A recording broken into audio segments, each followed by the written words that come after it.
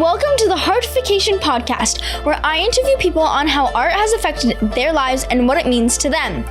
Art has a very special place in my life. It not only makes me feel happy, but it allows me to make others feel special. This podcast is all about how art has made an impact on others' lives, for all ages, all backgrounds, and all walks of life. You can find more about this podcast guest in my show notes.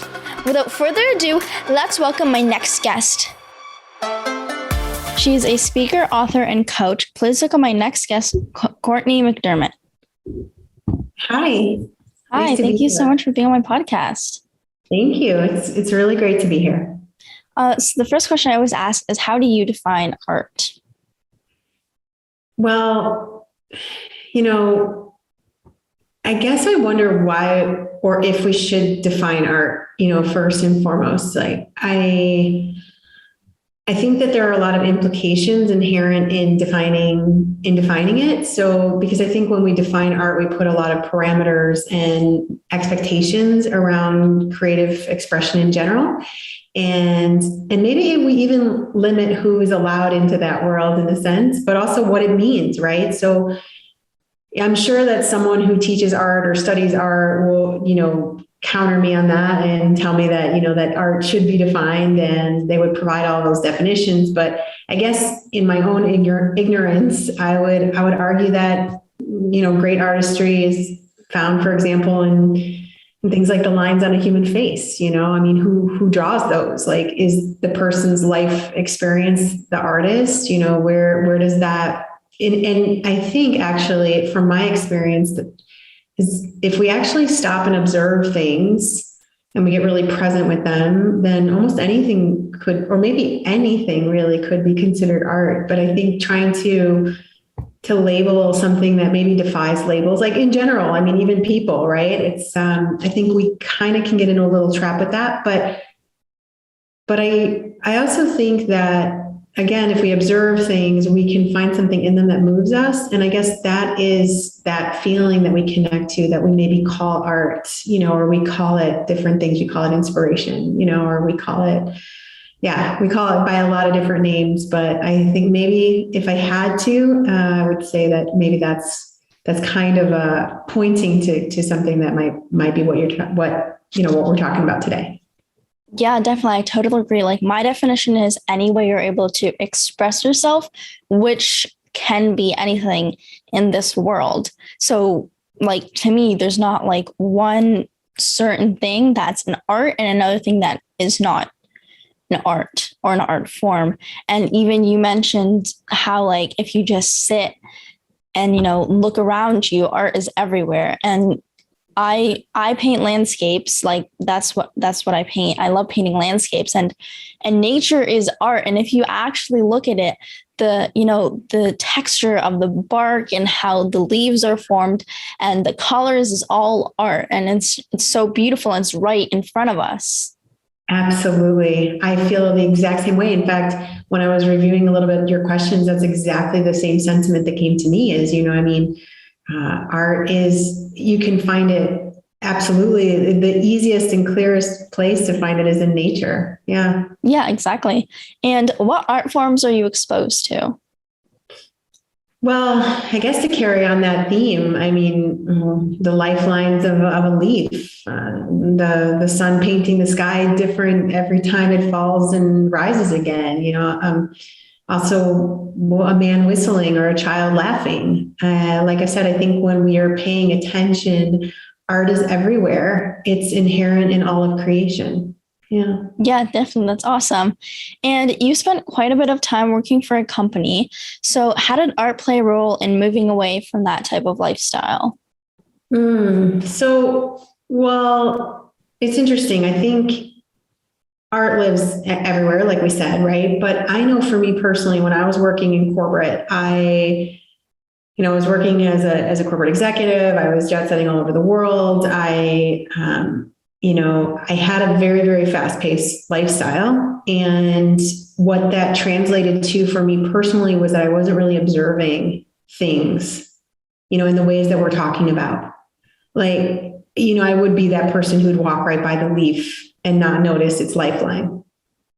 So I often talk about that experience, having all these cold shower moments, right? These wake up calls of like, this isn't it, this isn't it. But I think ultimately what those wake up calls were about were I wasn't listening. I wasn't aware. I wasn't in observing the way that I think I'm so keen on as my life exists right now, right? Is just, for instance, who am I with? It was never about whoever I'm with is the most important person in this moment, this is the truth, right? It's like we're together for a reason right now. We're co-creating something that's really awesome. By the way, you're really awesome. Thank you.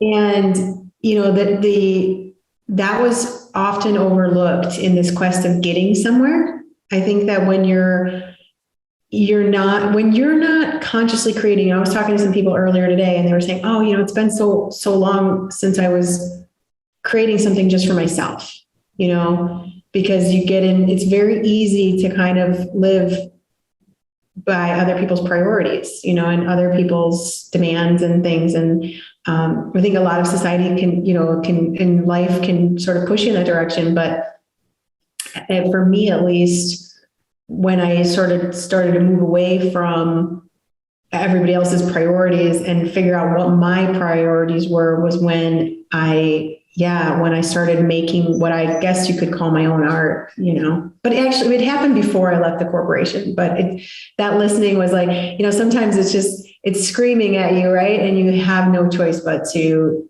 put some things down to listen. Yeah, that's awesome. Yeah, I love that. And, I think people like sometimes get so busy with, just life, your job and all of this stuff and all of this work. But sometimes you just need to, sit down and create something that comes from within you and, just sit down and draw something, not with anyone else, just with yourself and your thoughts and what you're feeling. Just draw something or write in a journal or, do whatever you want. But at least I think people should, set aside some time in their busy life to just, sit down and create something. And that will, calm you, right? And you'll feel a sense of peace. Yes, absolutely. I agree completely with you. In fact, years ago, I eliminated the word busy from my lexicon. If someone asks me right now, and, I'm involved in all sorts of creative projects, I work with some of the top executives and entrepreneurs in the world. I, travel all over the world. I do a lot of things, right? Like I'm active on many fronts, I should say, but I never, ever say I'm busy. And if someone says, oh, you must be so busy, I say, nope. And I often respond that busy is for bees. And I just don't follow that. Like my life isn't about being busy. My life is about doing and being more of what I love and what I feel really called to. So I think your point is so important. It's easy to get swept up. And I think actually lots of times our society glorifies busy much to our detriment, much to the detriment of the human experience, So I couldn't agree with you more. Yeah, definitely.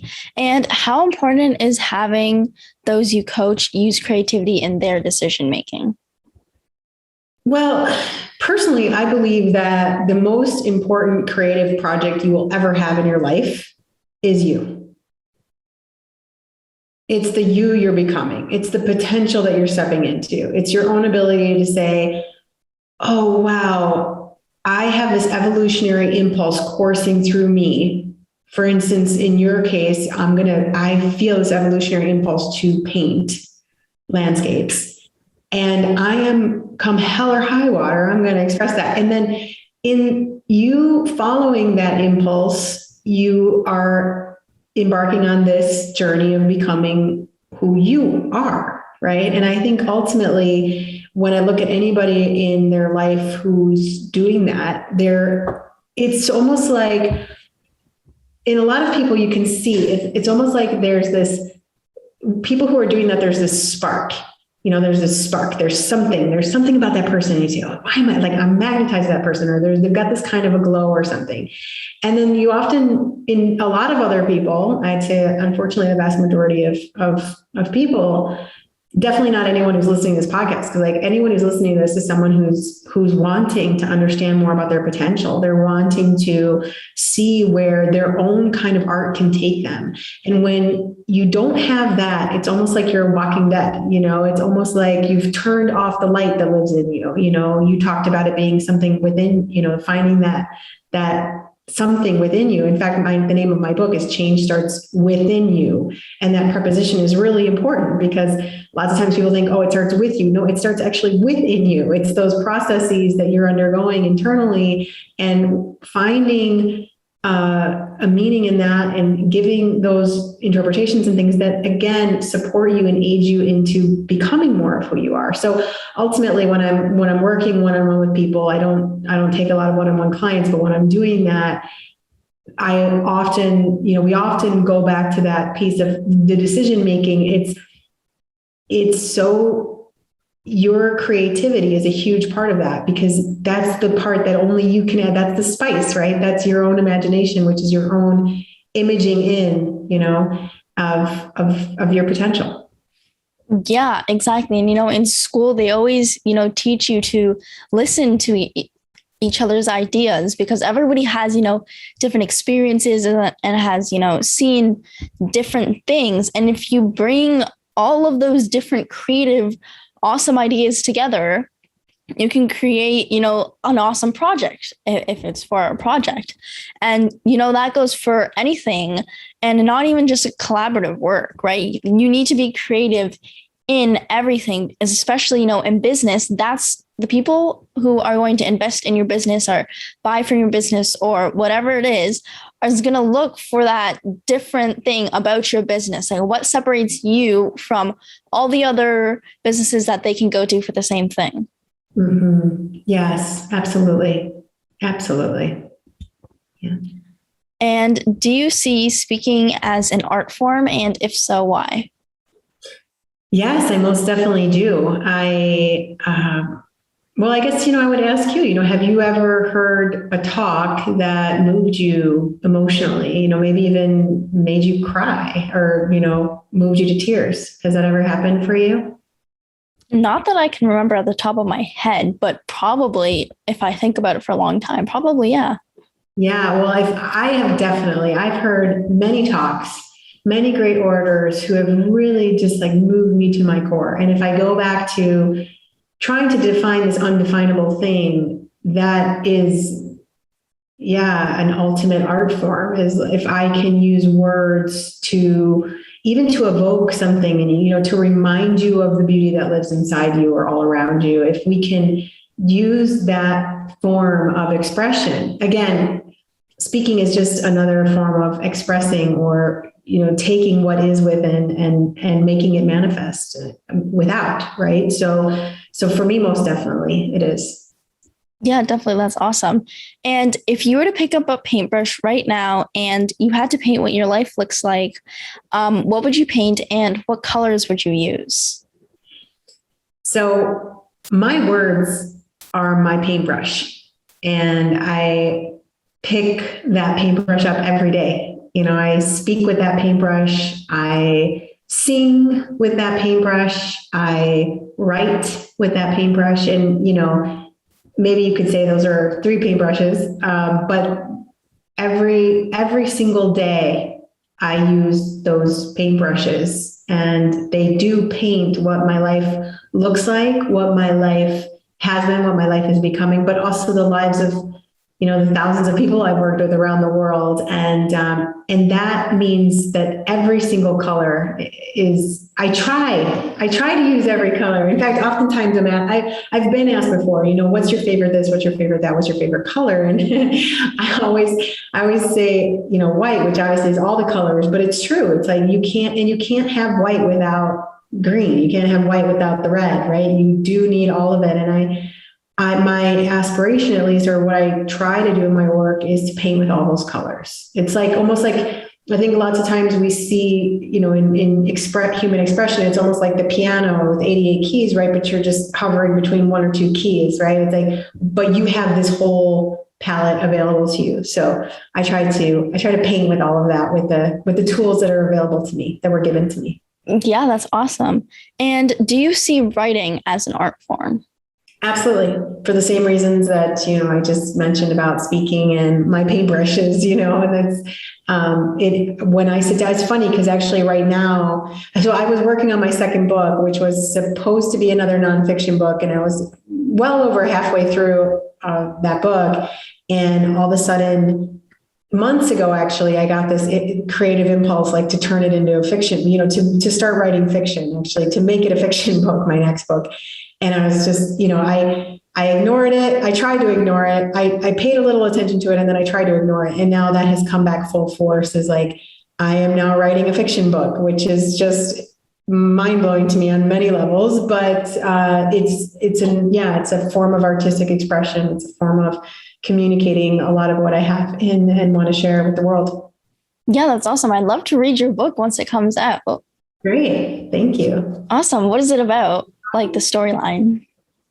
Well, in a way, the nonfiction book was about permission granted, and that was the working title of it, actually. And there still might find its way into this book in some way, but it's this idea that we don't often give ourselves permission to do or to express ourselves creatively in the ways that you and I are talking about, for example. For most people, that's absolutely frightening. In fact, my next talk that I'm working on right now is about how absolutely frightening that is, to sort of reinvent yourself and to listen to those creative impulses, and what it actually means to die to a lot of the identities that you might have either had created for you, or you've co-created, or you've created for yourself, right? And so the book is a little bit, it's based on obviously a fictional character who has a lot of pieces of a lot of different stories from my life and other people's lives, but she's a high-powered executive at a firm, and she's sort of like living this quote unquote dream life, but really not at the same time. So it's similar in some ways to how my first book starts, which is nonfiction, but sort of like you've collected all the gold stars and you have all the so-called signs of success, but there's a lot happening under that picture. One of the ways I talk about it in my last book is that sometimes rock bottom can look like the top to everybody else. But you might be at your rock bottom, but everybody else might see you as like, oh yeah, she's successful. She has this, she's done this, she's done, all these other things. But ultimately, you've got to go through your own existential ache to sort of come out on the other side as a different human. And so anyway, it tells this story about this woman who, so far, and obviously I'm very much in the beginning stages of it, but tells this story about this woman and how she starts to come into more of who she is through her own observations and things. And so obviously there's an educational component to it, but it's fiction, and it's like a lot of it's just pure invention. Like the other day it came to me that she's going to Calgary, and I'm like, okay, I had never considered Calgary before in my life, but I better do some research on Calgary to figure out why this creative, impulse to, has come into the writing of she's going to Calgary. So it's very much a mix of like imagination, but also, as I said, stories from my own life, work that I've done, and people that I've worked with and things like that. So. Yeah. That's awesome. Yeah, I love that. Let me know when it comes out. I'd love to read it. I will. I'll send you a copy. Awesome. And art can be therapeutic and it can help people through difficult times. So has art ever helped you through a difficult situation? Oh, absolutely. Both writing and speaking are very cathartic for me. I never used to think about them that way. It wasn't like I wasn't doing that to experience that healing, but it was this very surprising way of coming to, wow, a lot of realizations about just working through a lot of things from my own life, maybe my own past and things like that. And so it has definitely been something, and still continues to be something, that I lean on if I'm going through something difficult, to help me sort of process it, understand more about it. And I think that actually when you do find your creative expression, it does have that tendency to be very cathartic. Yeah, definitely. I totally agree. And are you attracted to any particular artist? Well, yeah, I am. This artist goes by many names. Some people call this artist God. Some people call it the universe. Some people call it creation. Some people call it It's called by many names. And I am not, when I talk about God, I'm not obviously speaking of a white bearded man in the sky who's determining who's good and who's bad. What I'm talking about is exactly what we've been talking about this whole, interview, which is that impulse, that life impulse that lives within you, and it's funny because a lot of people say, oh, I don't believe in, I don't have faith or I don't believe in God, but it's like everyone has, or, everyone I've ever met has a fundamental faith. Like you have faith that your heart's going to keep beating. What is beating your heart? What is breathing you? What is conducting the trillions of biochemical reactions occurring in your body right this second? You can have any kind of name for that. And, you can explain it so far, only up into a certain point until you realize there's so much that you will never be able to explain. And I think that's where this artist lives in that, like I said, it lives in that undefinable space. But just because we can't define it doesn't mean we can't know it and we can't experience it. And that is the artist I'm most attracted to. And I do call that artist God. So that's awesome. I love that. And are you attracted to any particular art form? Nature. Yeah. Just like you. I totally agree with you. Like whenever we're on driving anywhere, especially on like long drives to Toronto or something, I always find myself just looking at the window and like looking at the trees and like, how would I paint that? And looking at the textures. And it's just like a habit I do kind of unconsciously. Every, tree or plant I see, I think about how I could, what colors I would use or what brushes I would use to paint that unconsciously, which I find is like, oh, I didn't realize I did that. But now that I look back, I do that all the time. That's beautiful. Do you remember when you started doing that? Do you remember, was there a moment? Was it as far back as you can remember? No, I don't remember. I think I've just been doing that. Like I started doing art when I was 4 years old, and I can't remember all my memories back then and, what I did when I was 4 years old. But there's not, I don't know. I think I've just been doing that, but just I haven't realized it until now. Beautiful. Beautiful. And you mentioned on your website that you like dancing like it's 1999. So can you explain what that means? Yeah, so that actually comes from a Prince song, which says a lot about both my generation and the artists I grew up with. In fact, that was I grew up in a family of 5 kids born in 6.5 years. And my eldest brother, the leader of the pack, I'm the penultimate, so I'm the second to last, but my eldest brother, he loved Prince. And so we were always listening to Prince. And so one of his songs is 1999. And we all thought that was like, when we were approaching 1999, there's a lot of people who thought, 1999 or 2000, this was going to be like the end of the world, right? It's like we're all going to fall off of this flat land. But I think there's something really beautiful in that, though, because dancing like it's 1999 really means if it were the end, for me, it means this, like if tomorrow were the end, if today were the end, how did you live it? Did you dance fully? Did you speak from your heart? Did you do what you needed to be done? Did you say what needed to be said? It's really easy not to have that kind of courage, but if you live your life that way, if you even aspire to live your life that way and you keep attempting to live that way, and it means also, are you going to live the truth of your own unique creative expression every day in and out? Like, are you going to live it fully? Every day I show up to write. There are certainly days that I do not want to write. And I've written hundreds and hundreds of pages that no one will ever see. But I show up for that creative expression. And that's me attempting to, dance full out, to be there for myself, and the evolution of my own potential.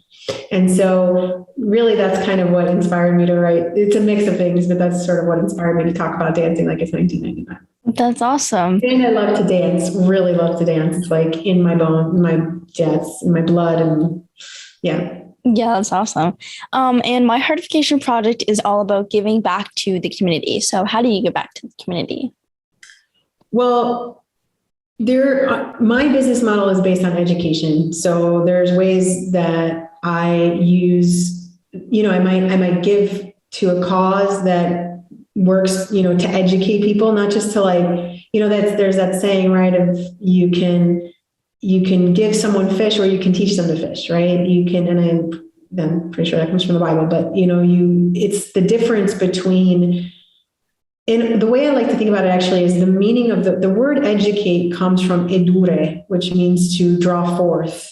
It means to draw forth. And so when I think about education, it's like drawing forth the genius of others. It's reminding you of your own potential, right? So for me, education is inspiration. It's the ultimate form of giving back. And it's incorporated in various different ways in my business model, both in the organizations that I give to that are invested in this, especially for women and especially for young women. So that's a huge part of how I give back, but also I do some pro bono talks, or I give speeches, and especially when I know I'm going into a place where they might not otherwise have access to this kind of information. So that's how I incorporate giving back to my community, which anyways, humanity, right? It's yeah. Yeah, that's amazing. And how would you like people to get in touch with you? Well, first of all, I just want to say thank you to everyone who's listened this far. I mean, I think if you've invested in yourself enough to just listen to this, I would love to stay connected with you in some way. So thank you so much for listening. And my website's probably the easiest way to stay connected and to stay up to date with things that might be useful. If you found some of this information useful, I offer a free meditation on my website, actually, and it's a quick mini meditation, but it's sort of is one of the ways that I think is easiest, one of the easier access points for resetting your nervous system, for finding that edge of confidence that we all need when we're going into anything. So they can, anyone listening can check that out. You can also connect with me on Instagram. It's just Cortney McDermott. There's no U in my name. So my name is spelled Cortney, but it's Cortney McDermott. That's my handle. So there's Instagram, and I also do some interviews on Instagram. I'd love to actually interview you. I do a live interview series with remarkable women in business. So love to get you on there.